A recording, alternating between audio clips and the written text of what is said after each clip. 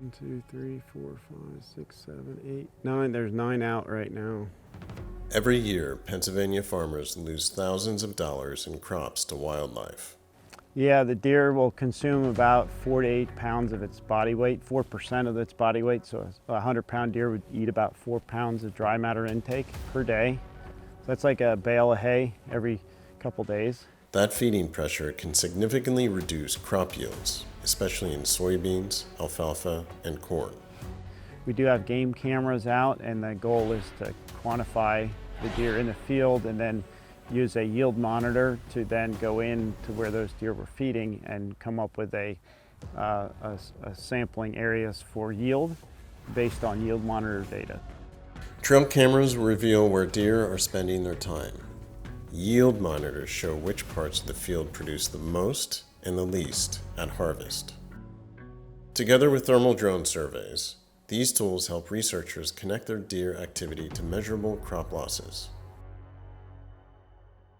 A lot of times they browse the edges. In this situation now in an ag area with 30 to 50 deer per square mile, they'll typically use the corn as a bedding area and then feed on the crops that are adjacent to it all year long.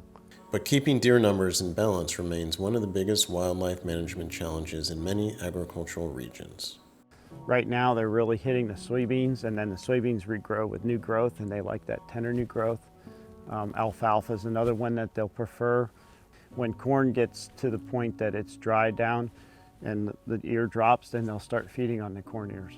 Farmers have tried everything, from hunting programs to chemical repellents. We've done some research with sprays like pepper spray, onion spray, limited activity there as far as deterring them because the next rainfall event that hits and washes it off. And then in the soybeans, you can put the pepper spray on, but the soybeans keep growing from the top, so that's not covered. So then they figure that one out too. So, while some methods help, none offer a complete solution, especially in areas with high deer populations. But knowing deer cause damage is only part of the story. The bigger question is how many deer are actually visiting these fields. That's where a thermal drone changes everything. So we brought out our very own thermal drone operator, Bob Buzzard, to fly the farmer's field and help count the number of deer.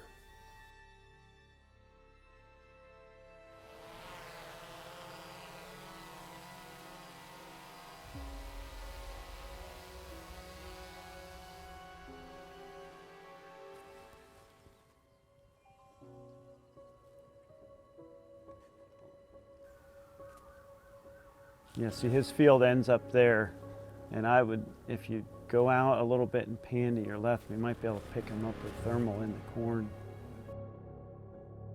Right here. A lot of farmers in the northern tier that have really big deer issues, they won't even raise soybeans because the deer just eat them down as quick as they're coming up.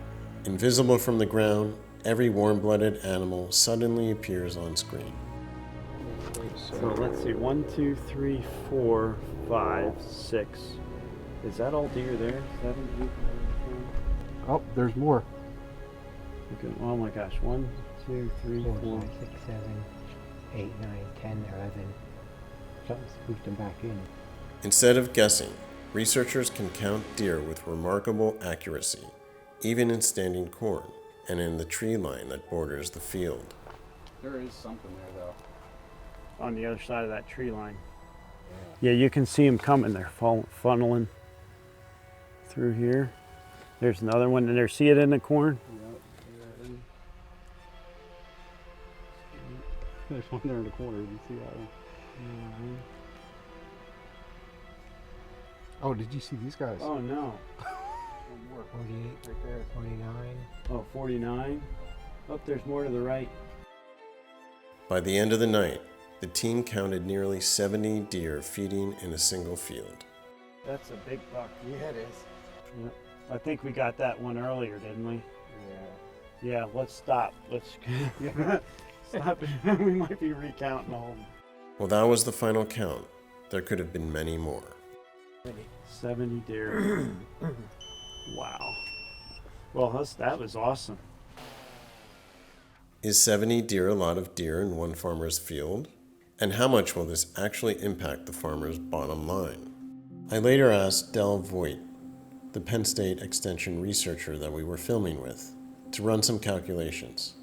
And this is what he said.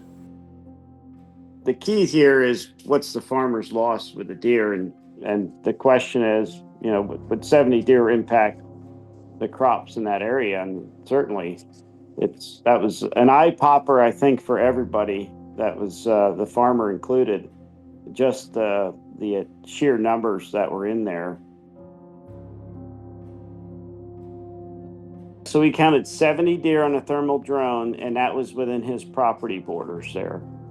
And that was, roughly about a little over 100 acres. It's the thing, when you look at the economic loss, 70 deer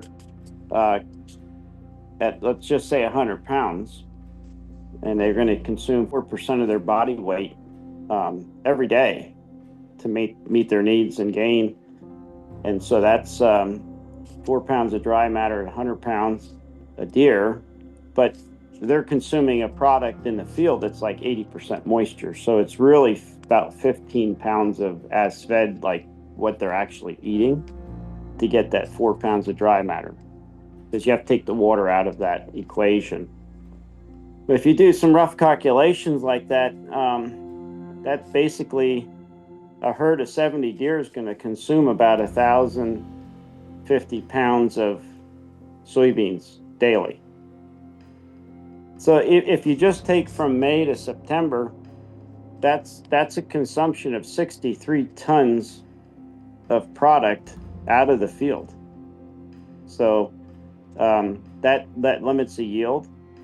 And if you just took it to forage prices, if it was $50 a ton, that's over $3,000 loss just in like a roughage deal. But when they're feeding on beans, it's a grain deal. We may never know exactly how many deer were in that field last night, or how many deer are in other farmers' fields. But we do know those exact numbers. However, inexact can mean trouble for a farmer's bottom line.